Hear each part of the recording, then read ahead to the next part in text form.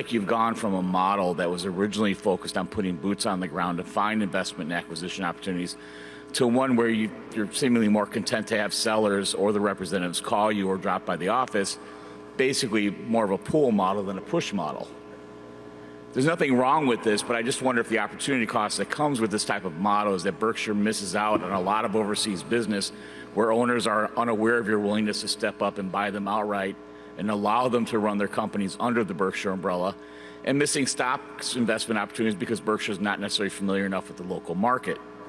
At this point, do you think Berkshire would benefit from putting more boots on the ground in these overseas markets? Actually, it must have been after we bought his car, Eitan Wertheimer convinced me that we should get more exposure in Europe, and he helped out in doing that.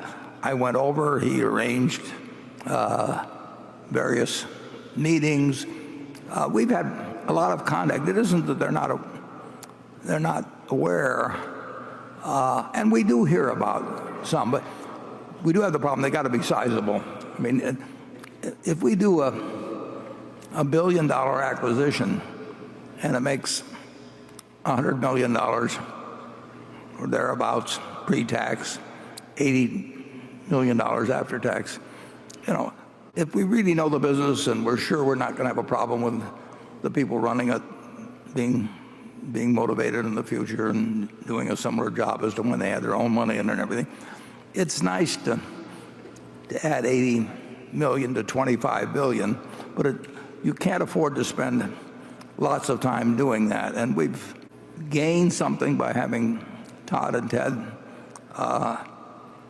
do some looking at things, screening them and all that sort of thing. But in the end, you want somebody some family that's held their business in Europe or in the UK for 50 or 100 years that can make a deal and that wants to do it with Berkshire. I mean, if they're looking to get the most money, if they want to have an auction, we're not going to win and we're not going to participate because we're not going to waste our time on it.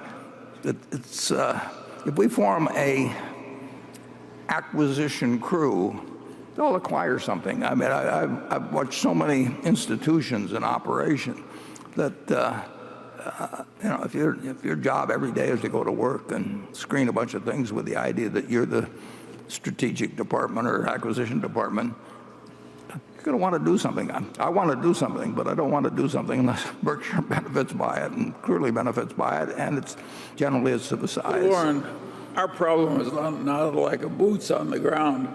Our problem is the people on the ground are paying prices that we don't want to pay. Yeah.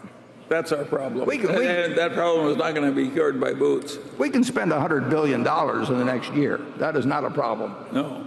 Spending it intelligently is a huge problem. Our competitors are buying with somebody else's money, and they get part of the upside and take none of the downside. And that is hard to compete with people like that. Yeah, they'll leverage it up. They'll make a lot of money if it fails, and they'll make even more money if it succeeds. And that's not our equation. No. And that isn't always that way, but it's certainly that way now. It's probably.